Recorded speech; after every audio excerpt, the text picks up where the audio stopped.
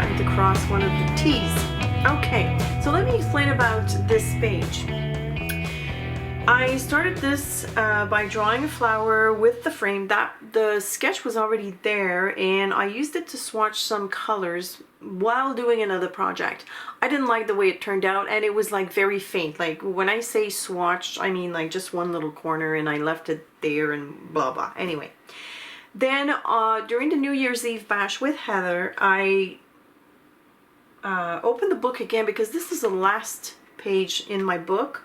I'm done with the book, and I thought, okay, let me take the Elegant Writer and re-emphasize the flower and see what I can come up with.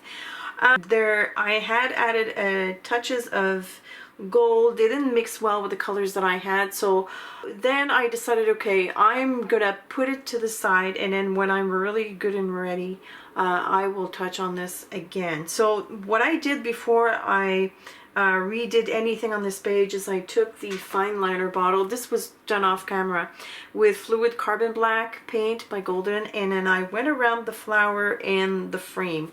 So what that did is it kind of created a little bit of a dimensional element to the page. It's very glossy, so if I move it you can see, right?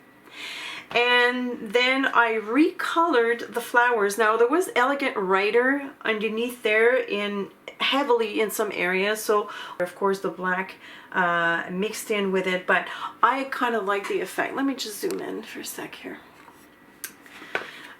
So the colors that I've used on this flower, and you know, look at that, depending on the way I tilt it, you can appreciate the true colors.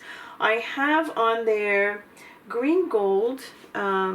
This is where most of the Elegant Writer was concentrated, in these areas, because at one point I had used this to just create sketchy lines in these folds right there. So this was green gold.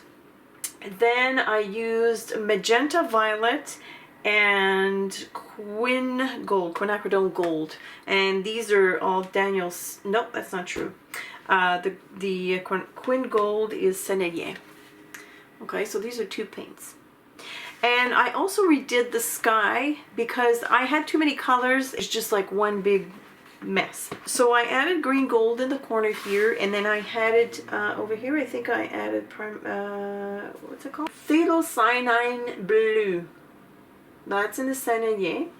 And I also added turquoise green in the Sennelier. So these two up top, the turquoise green and the blue, and then at the bottom more green gold. And because I had some of the gold still in the background, this is the Heidi Swapp Gold Color Shine, it gave the whole background this beautiful shimmery sheen.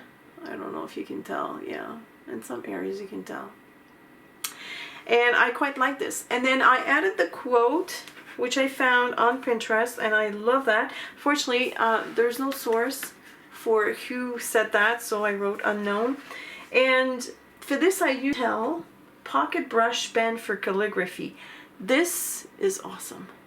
And now I'm totally happy. Oh yeah, and then I also added some touches of white with white gouache, titanium white gouache. And some splashes, and also kind of like fake stars. I still have to practice on how to make the stars, but I love doing that. And I didn't want to add any white highlights to the flower because to me this is kind of like a night sky. But yeah, that's my page. As I hope I didn't make any mistakes because I'm famous for that. So let me just read it. What a wonderful thought it is that some of the best days of our lives haven't happened yet. Good. I didn't make a mistake. Last thing I want to do is add a little bit of line details here because it's like too white for me. There we go. That's much better. There you go.